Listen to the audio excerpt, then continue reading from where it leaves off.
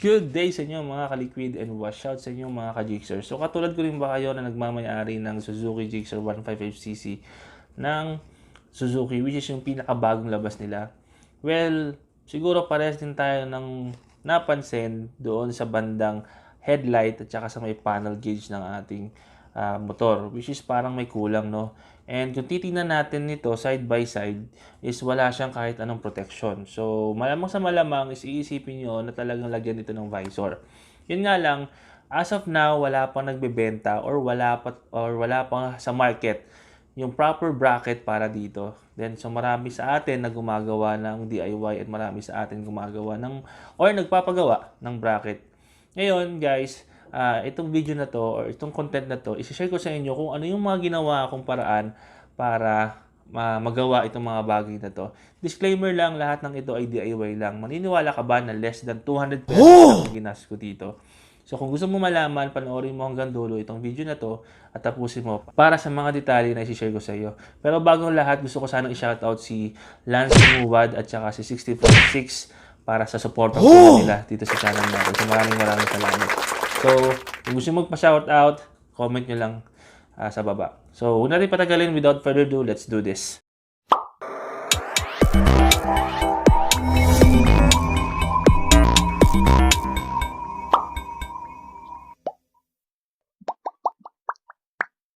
Alright, good day mga ka-liquid. So, ito yung mga materials na kailangan nating ihanda para sa upgrade ng ating motor. So, unang-una, meron ako dito itong soldering iron. So, ito, gagamitin natin ito pambutas. Mura lang naman yan, pero kung may mahihiraman kayo, mas maganda. Then, bumili ako ng ganitong klaseng visor, which is carbon fiber finish na siya. And kung makikita nyo, may mga point siya kung saan pwedeng butasan. Next guys, itong bracket na nagkakahalaga ng 50 pesos. Isang bracket lang okay na. Bumili na ako ng isa para extra or para mas makuha ko yung lapad niya. Then, meron tayong Allen wrench, dalawang sukat yan. Then, syempre, yung mga bolts kung saan natin ikakabit yung bracket natin. Yan. So, dito yan sa may bandang kung saan mabubutasan. Alright mga ka-liquid, so take note lang no, itong bracket na to is ito yung nabibili sa mga motorcycle shop which is 50 pesos. Sobrang nipis lang yan at madali lang yan i-bend. So hindi mo na kailangan magpunta sa mga machine shop or gumamit pa ng mga heavy equipment para lang ma-bend yan. Kahit kamay mo lang, kayang-kaya mo i-bend yan. Kailangan mo lang siyang baluktutin ng gayan yan. Okay, so dito guys, mapapansin niyo sa bracket, meron siyang dalawang bend. Dalawang bend yung ginawa ko dyan at sinukat ko yan. So, magmula doon sa may tornilyo, sa may panel gauge, 2 inches or 1 inches yung sukat. Then, yun yung unang bend. Then, yung pangalawang bend is yung para na siyang magmumukhang horn. Ayan. So, ganyan yung itsura niya. Then, kapag pinagdikit nyo yan, dapat ganyan yung magiging itsura. So, imagine nyo na nandyan yung gauge. Then, nakailalim yan.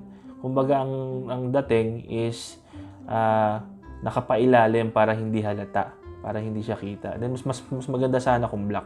Then dito natin i-mount yung ating visor. Yan. So ganito yung magiging itsura niya. Yan. So sa likod, ganito yung itsura. Ganyan. Okay, so ito yung sinasabi kong bolt na kailangan natin tanggalin. So, Allen wrench ang kailangan lang dyan. Take note lang guys na kailangan ingat kayo dyan kasi baka bumilog. Nung first time ko kasi tinanggal yan, muntikan ko na siya mabilog. So, ingat-ingat lang talaga. Then, mas maganda magpatulong kung hindi nyo kaya.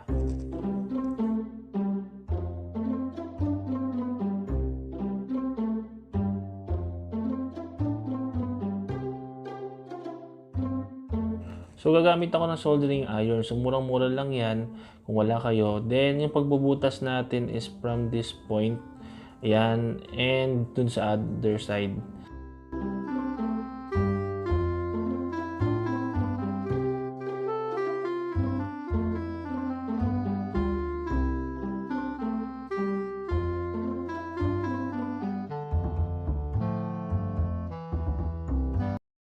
Ayan guys, ito yung finished product natin once na mabutasan na natin siya. So, ilalagay natin yung bolts dyan. Make sure lang naka-fit na fit at kasya yung bolt na ilalagay ninyo at maganda yung pagkakabutas nyo at malinis.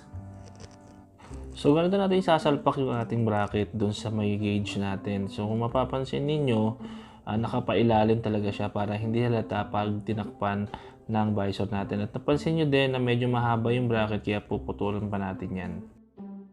So ito yung bracket na pinutulan natin. Pero tip ko sa inyo, isang bracket na lang yung bilhin ninyo kasi kasyang-kasya naman. Hatiin nyo lang sa gitna, okay na yun.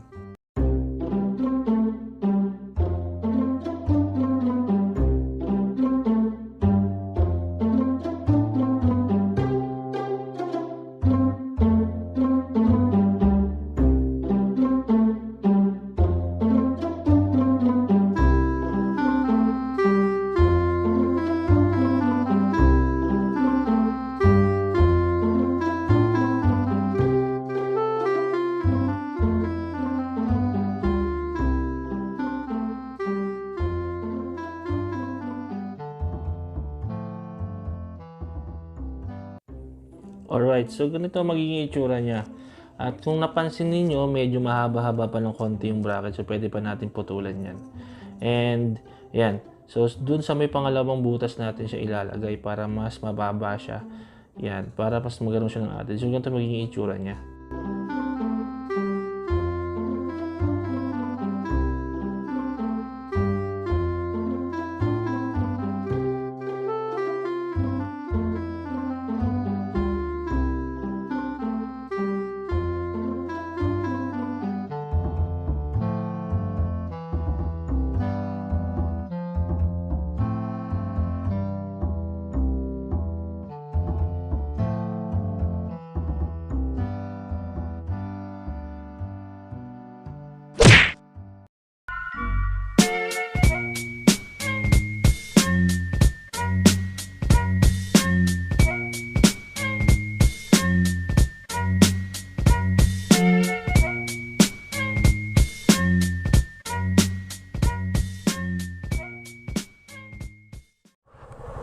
Alright guys, so syempre hindi kumpleto ang ating DIY at yung mga pinaggagawa natin kung hindi natin i-review itong ginawa natin.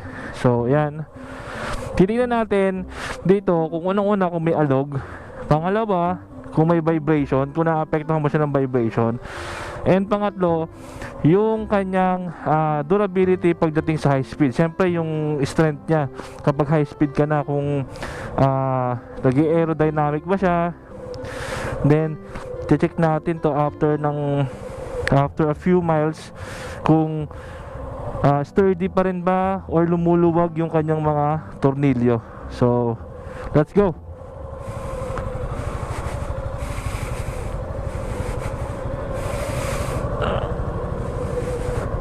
So ngayon, katatapos ko lang magpa-vaccine guys. So mga ka-liquid, para matapos na itong punyetang pandemya na to, no, para lahat tayo ay magkaroon ng peace of mind, is magpa-vaccine na kayo. Huwag kayong maniwala sa mga pictures na magiging zombie kayo kapag pag nagpa-vaccine kayo or magkakaroon kayo ng sakit or whatsoever. Mas maganda is magpa-vaccine na kayo habang libre pa, kasi kapag ito naging successful, baka siyempre yung mga magpapabayad dyan. So guys, napansin ko lang yan, hindi siya ganun ka pero titingnan natin habang umaandar kung umaalog yan. Medyo gumagalaw-galaw siya. Alam naman niya, DIY, manipis lang yung bracket natin, pero sana success to. So tara, let's go. Okay, unang andar, ayan. So nakikita nyo ba, wala naman siyang alog. Mamaya dadaan natin sa lubak, tingnan natin kung maaalog. Few moments later. So okay, on, okay naman siya so far. Nakikita nyo ba sa camera guys? Okay naman siya so far. Wala naman siyang alog. Pagdating sa vibration, wala rin naman.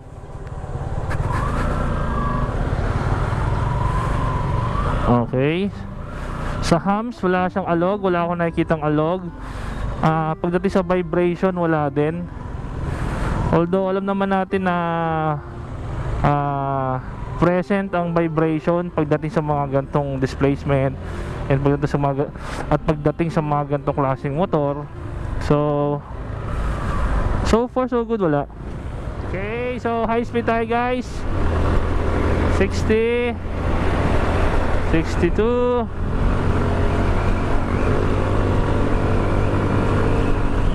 70. Okay, so nakikita nyo wala naman talaga siyang alog. So magandang balita yan. Nice. Alright. So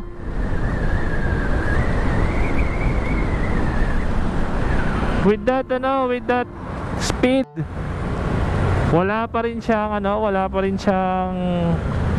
vibration, and maganda yung aerodynamics.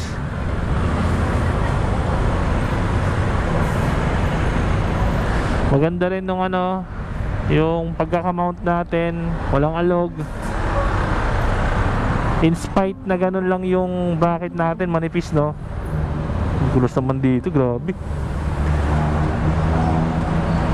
So with all of those tests is I can say na successful yung ginawa nating mounting ng visor natin, ating DIY. So sa mga gustong gayahin or sa mga gustong gawin din yung ginawa ko, nasa description down yung mga materials na kailangan and yung mga presyo at saka yung link kung saan ko nabili yung visor. Ayan. Pagdating sa pagbe-bend, diskartehan nyo na lang, kasi ako diniskartehan ko lang din. Wala akong mabibigay na specific measurement, pero dun sa unang bend, 1 inch to 2 inch siguro. So depende na sa inyo yan, basta yung makakap siya dun sa may sa may gauge, then padaanin nyo lang sa baba. So ganon. Napakadali lang nito guys, na hindi mo na kailangan dito ng mga heavy duty na equipment or mga pang bend na kung ano-ano. Kamay mo lang, bare hand mo lang, kayang-kaya mo to. So tingin nyo guys, hanggang dito na lang itong video na to. At kung nagustuhan mo yung video na to, kung nakatulong ito para sa pag-upgrade, kahit maliit, kahit DIY is effective para sa motor mo, is like mo lang and comment ka lang kung meron ka pang ibang gustong i-share or suggestion para mas mapaganda tong DIY na to. And syempre, huwag mo kalimutan na mag-subscribe and pindutin mo na rin yung notification bell para sa mga updates tsaka sa mga ganitong video natin. By the way, kung bago ka pa lang dito, ako nga pala si Liquid Chef, at ang channel na to ay nagbibigay kaalaman patungkol sa bartending at motor industry. Sa channel na to, hindi ka mababagot dahil dual content tayo dito. Maraming salamat. Liquid Chef here, lagi nagsasabing have a nice day and have a good drink. Ay, sorry. So Liquid Chef here, lagi nagsasabing have a nice day and have a nice drink. Peace out. Ride safe.